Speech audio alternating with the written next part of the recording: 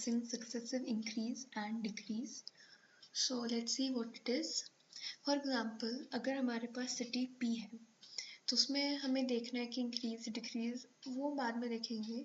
मतलब let's first take an example and with that example I'll try to explain this. Okay, so for example city P में 2019 में 10% population increase हो गई है. ठीक है, फिर 2020 में 20% पॉपुलेशन इंक्रीज हो गई है तो 2021 की पॉपुलेशन बनी.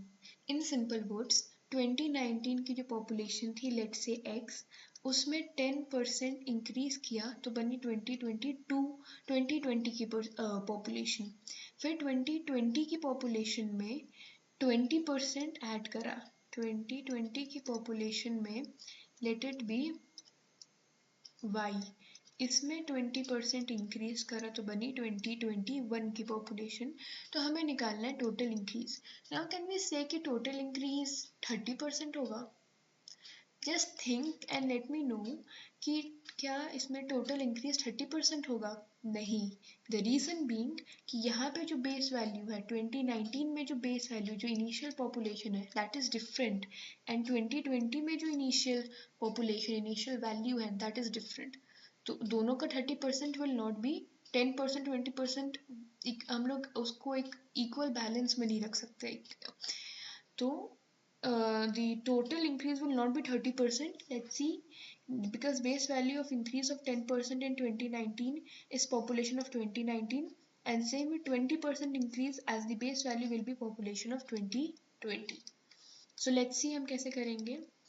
100 का 10%, 110 हुआ. Now कैसे हुआ? So 100 into 10 upon 100, 0 से 0 कैंसिल, 0 से 0 कैंसिल, आया 10. मतलब 100 का 10% इज इक्वल्स टू 10. तो 100 का 10% कितना हुआ? 100 प्लस 10 विच इज 110. ठीक है, अब 110 का 20% इंक्रीज हो रहा है 2020 के लिए. तो अगेन कैसे निकालेंगे? 110 का 20%, 0 से 0 कैंसिल, 0 से 0 कैंसिल, आंसर 22, विच मीन्स 110 में हमें 22 ऐड करना है विच अल्टीमेटली रिजल्ट्स इन 132.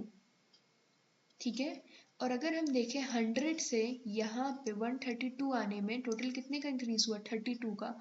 तो टोटल इंक्रीज कितना हुआ? 32%. समझ आई? इस चीज़ को ऐसे करना. This is successive increase successive decrease. Increase हो रहा है 10% 20% दोनों इंक्रीज हो रहा है. नाउ जस्ट इमेजिन अगर यहाँ पे 10% इंक्रीज हो रहा है 20% डिक्रीज भी हो सकता है, या यहाँ पे 10% डिक्रीज हो रहा है तो यहाँ पे 20% इंक्रीज भी हो सकता है. So this is this equation, this way of doing such questions is successive increase or decrease. Again for example देखो यहाँ पे plus x percentage plus y percentage plus z percentage increase हो रहा है तो सक्सेसिव चेंज इंक्रीज हो रहा है. P1 में x% ऐड करेंगे P2 आएगा, P2 में y% ऐड करेंगे P3 आएगा, P3 में z% ऐड करेंगे P4 आएगा. तो दिस इज सक्सेसिव इंक्रीज क्योंकि इंक्रीज कर रहा है. इन द सेम वे अगर P1 में माइनस x% करेंगे P2 आएगा, P2 में माइनस y% करेंगे P3 आएगा, P3 में माइनस z% करेंगे तो P4 आएगा. तो दिस इज सक्सेसिव डिक्रीज. ठीक है, now let's see an example successive increase decrease दोनों का एक साथ. फॉर एग्जांपल 20,000 है. अब 20,000 में हमें 10% ऐड करना है. अब अगेन 20,000 का 10% ऐसे निकालोगे, 0 से 0 कैंसिल, 0 से 0 कैंसिल, बचा कितना? 2000. 20,000 में 2000 ऐड करना है, क्या आया आंसर? 2200. अब 2200 में से 20% डिक्रीज करना है, माइनस 20%. तो 2200 का 20%, 0 से 0 कैंसिल, 440, 0 से 0 कैंसिल. ओके, तो आंसर ये आएगा. इसमें ये ऐड करेंगे so answer would sorry subtract करेंगे so answer would be this. ठीक है, अच्छा अब इसमें 5% ऐड करना है तो 17,600 का 5% निकालोगे तो 5% होगा 880. तो 17,600 में 880 ऐड करोगे so your answer would B 18,480. So this is how you do it. This is one more example. 100 में 20 ऐड करोगे 120 आएगा, 120 में 36 ऐड करोगे 156 आएगा, टोटल का चेंज हुआ 156 का चेंज हुआ, सॉरी 56% का चेंज हुआ. अच्छा, now this successive change, the successive change has basically 3 methods. पहला है आपका successive formula, ठीक है. After that we have direct approach, and after that we have vertical approach. So one by one we'll see all the 3 methods. So let's start with successive formula. x% plus y% plus xy upon 100 का whole percent. अगर percentage increase हो रहा है, मतलब है कि question में it's given कि इंक्रीज करना है, तो हम प्लस का साइन लगाएंगे, डिक्रीज करना है माइनस का साइन लगाएंगे, ठीक है. फॉर एग्जाम्पल +20 +30 क्वेश्चन में कैसा गिवन रहेगा, 20% इंक्रीज एंड 30% इंक्रीज, ठीक है.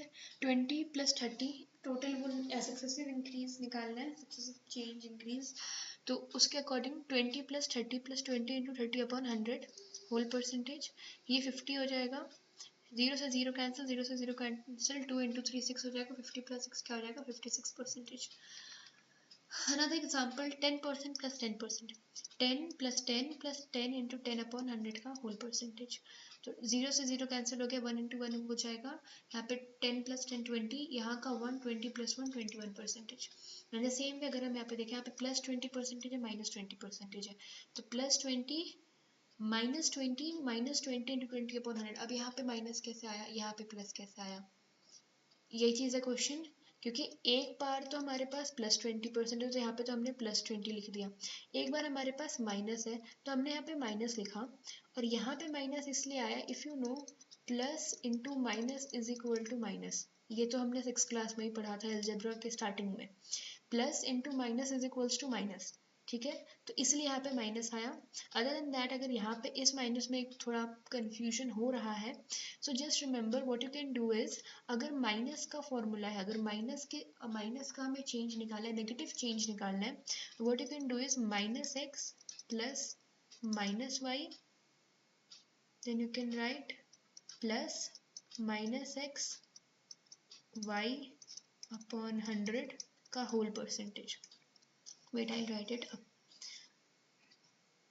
Okay. Here.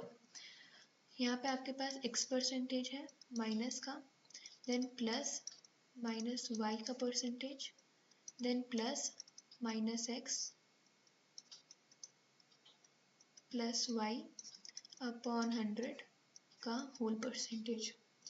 Over here either x could be in minus in negative or y could be in negative.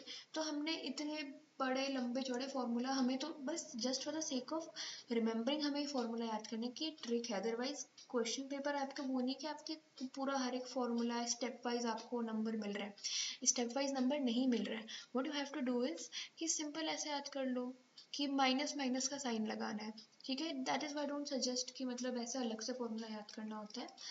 So it's just that कि अपना सिंपल रखो, जहाँ पे कॉमन सेंस की बात है, प्लस है तो प्लस आएगा, माइनस है तो माइनस आएगा, प्लस माइनस का मल्टीप्लाई माइनस होगा.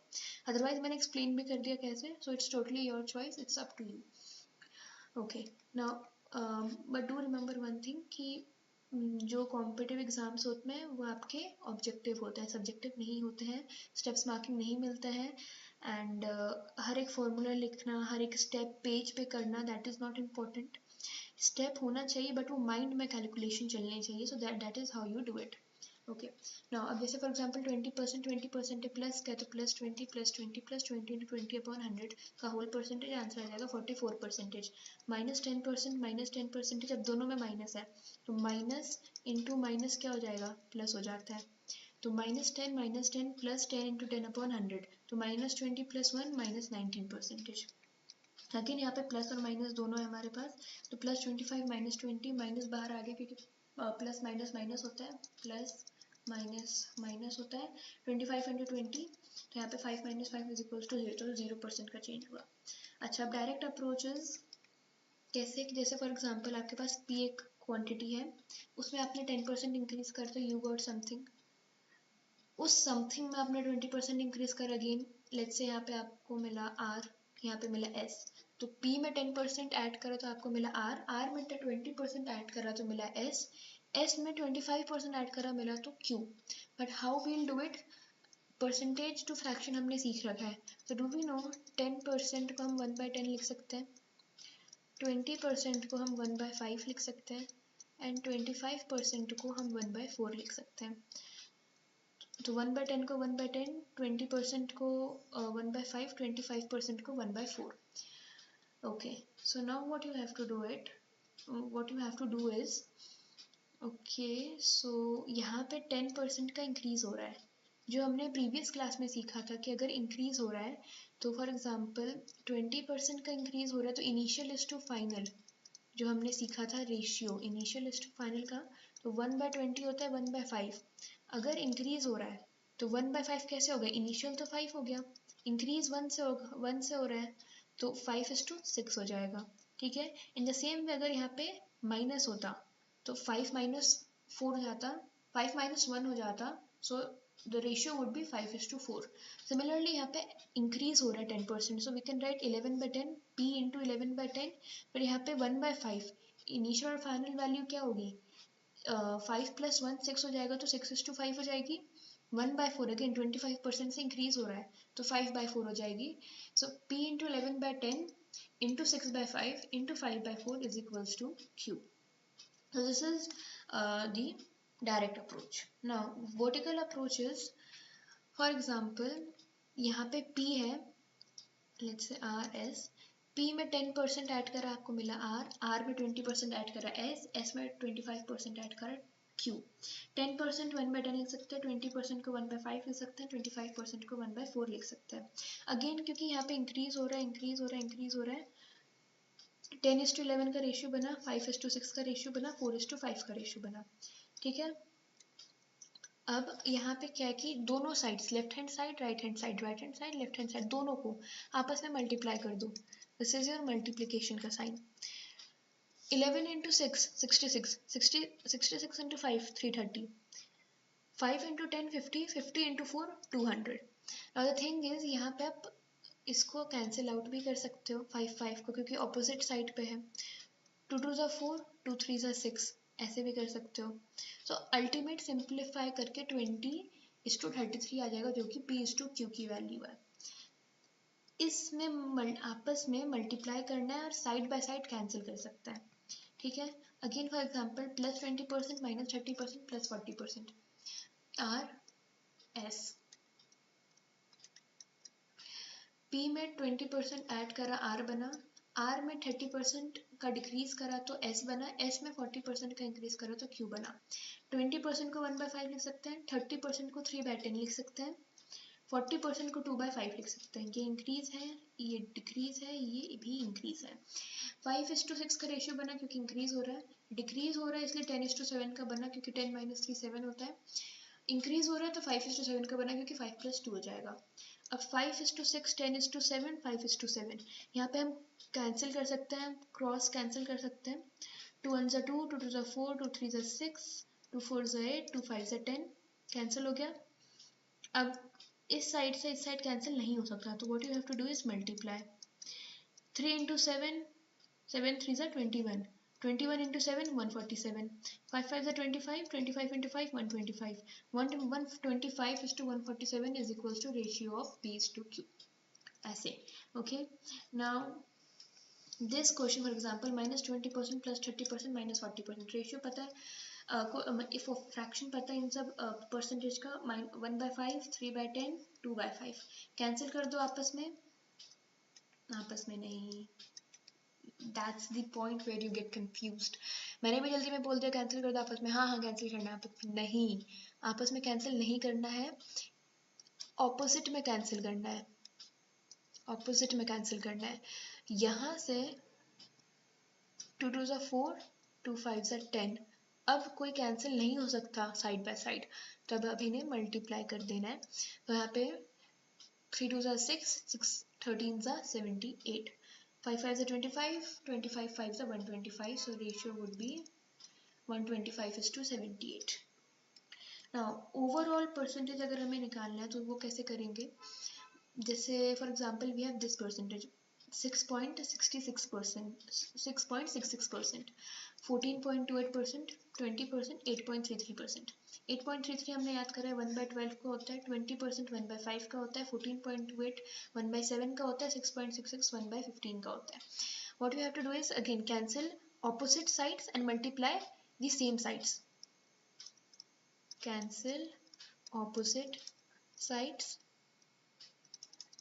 multiply same sides. तो ये सब करके आंसर आ जाएगा 75:88। क्लियर?